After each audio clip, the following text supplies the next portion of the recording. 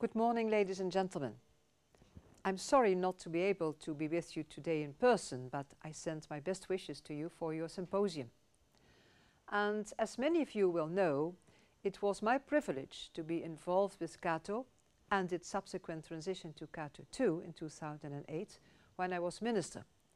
And I take pride in watching your progress. And above all, I commend you for maintaining a strong base for CCS analysis and action in the Netherlands. Global progress is built on national efforts and creating the links between them. CCS is not just important to the Netherlands, it's important to the world. Let me be clear. If fossil fuels and some of our vital manufacturing industries are to continue to play dominant roles in our economies, there simply is no climate-friendly scenario in which they can continue to do so without CCS. And the scale of the challenge we face is immense.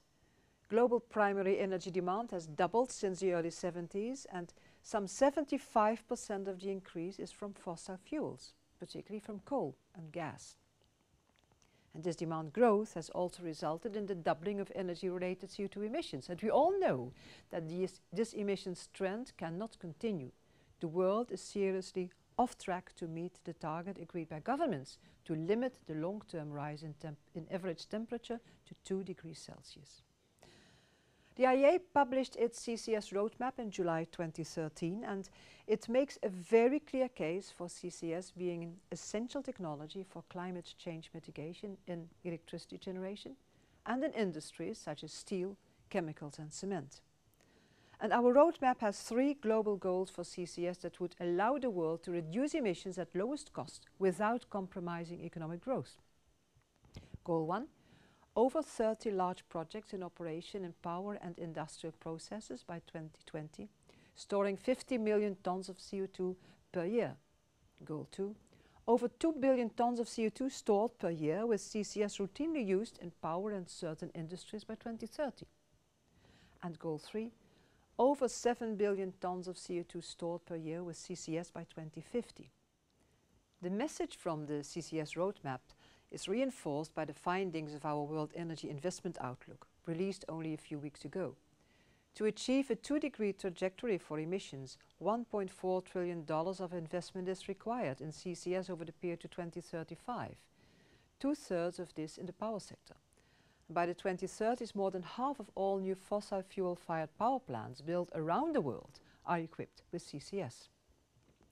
So even though progress with CCS has been slower than expected in recent years, we need to see the widespread commercial deployment of CCS to meet our long-term goals.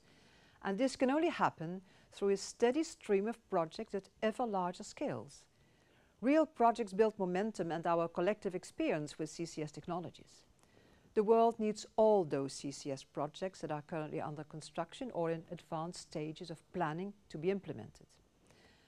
And this stream of large-scale projects has already begun to flow. 20 million tons of CO2 will be captured annually around the world by 2016, mostly in the oil and gas sector.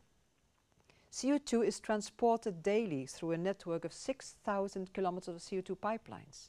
We have 15 years of experience with managing commercial CO2 storage in saline aquifers and 30 years of commercial experience with injecting CO2 into geological formations for enhanced oil recovery. And this year we are scheduled to see the commissioning of the first 2 major CO2 capture projects for coal-fired power, Boundary Dam in Canada and Kemper in the United States. This is progress. But as you will all know too well, most of this activity is happening outside Europe. Energy and climate policy making is not a smooth journey towards optimal long-term solutions. It's a messy political progress that navigates public preferences, lurches between crises and exploits windows of opportunities. And while the window of opportunity has not yet opened for private investment in CCS for climate mitigation, there is one opportunity that still has huge potential value for Europe and the world. I'm talking, of course, about the road project, which could be a wonderful example of collaboration between European stakeholders who will all benefit from CCS in the future. And I know that the contribution of CATO to road has been tremendous, and I wish every success to all those involved in road for the coming months and hopefully beyond. Do not give up. In the Netherlands, the stage is set for CCS to take its place alongside other low-carbon technologies. The regulatory framework is well developed and plans for industrial CO2 clusters are well known. Technological development has received investment and remains a focus. CATO has shown that CCS matches the strengths of the Dutch economy and geographical location.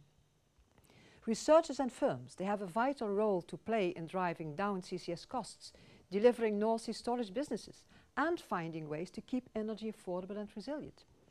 And CCS in energy-intensive industries requires more focus. It also makes sense to look for beneficial uses for CO2 that could ease the transition to a low-carbon society.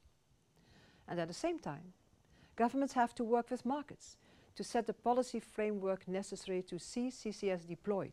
We need to break that vicious cycle whereby policies and regulations don't encourage or compel the use of CCS because it's considered expensive. And yet CCS costs are not coming down precisely for the want of such policies and regulations. The IEA has worked with governments around the world who have gained experience with feed-in tariffs, certificate schemes, purchase agreements, tax credits and carbon pricing for addressing greenhouse gas externalities and driving innovation. Combinations of these approaches will be necessary to help manage and share the risks of CCS investments.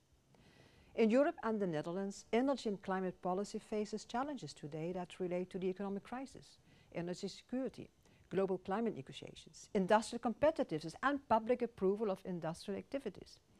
CCS is not unique in being affected by these issues, but it has been placed in a particularly complex environment.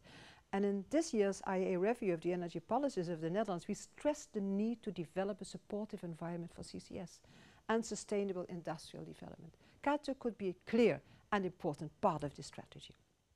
Ladies and gentlemen, I would like to close with a reminder that the IEA has estimated that the cost to 2050 of achieving safe climate stabilization will be around 40% higher if CCS is not available to the power sector.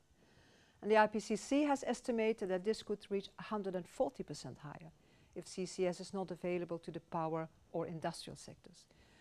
We simply cannot afford not to invest in CCS. And I hope that the Netherlands continues to lead the way to making CCS an effective tool in our fight against climate change. Thank you very much for your attention.